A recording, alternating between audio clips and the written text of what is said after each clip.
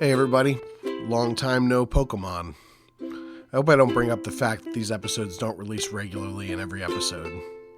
Between the Hollywood strike making some podcasts harder to record and general burnout, I haven't posted much lately, and I figured maybe I could show proof of life by doing an episode of Beyond Bulbasaur. Also, just FYI, COVID is still a thing, and I'm fighting it right now. It sucks. Scyther is arguably one of the hardest Pokemon to catch in Gen 1. He's exclusive to the Safari Zone, and along with Kangaskhan, Tauros, and a few others, I've always thought of him as sort of an end boss for completing the original Pokedex.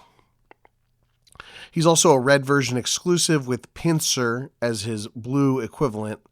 Sorry, Pinsir, but Scyther is much cooler. Sometimes there's discussion to have, but not here. I've always liked the Safari Zone. I kind of wish that Game Freak would have continued to develop it rather than some of their other mini games that popped up in later versions, most of which I'm not a fan of. It's an interesting mechanic that feels immersive and thematic while also giving catching Pokemon a sort of hard mode. And if you can't get the hang of it, you can always surf off the coast of Cinnabar Island and catch what you need there. The biggest issue with the Safari Zone is where it falls in the game. Gen 1 really opens up as a game after Rock Tunnel with Lavender Town, Celadon City, the Snorlaxes, and the whole Team Rocket subplot, slowly but surely making the whole map accessible. Unfortunately, by the time you got 4 gym badges, your team is pretty well set.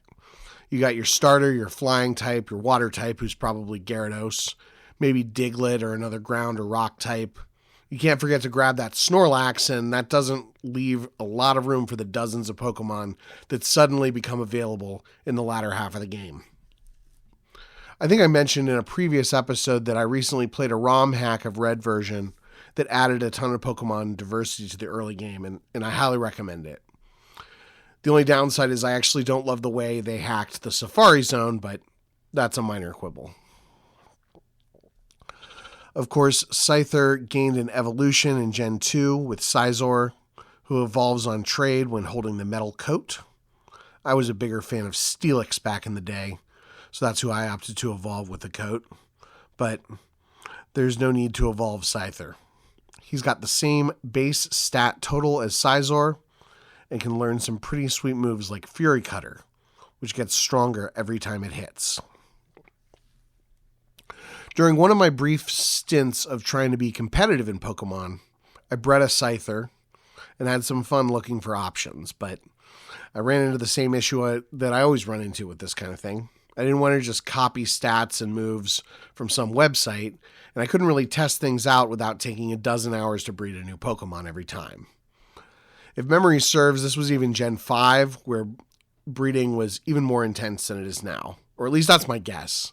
I haven't tried to play competitively since Gen 6, where I spent 200 hours during one of the most depressing periods of my life, breeding the perfect team, only to get completely wiped out every time I tried to join a tournament.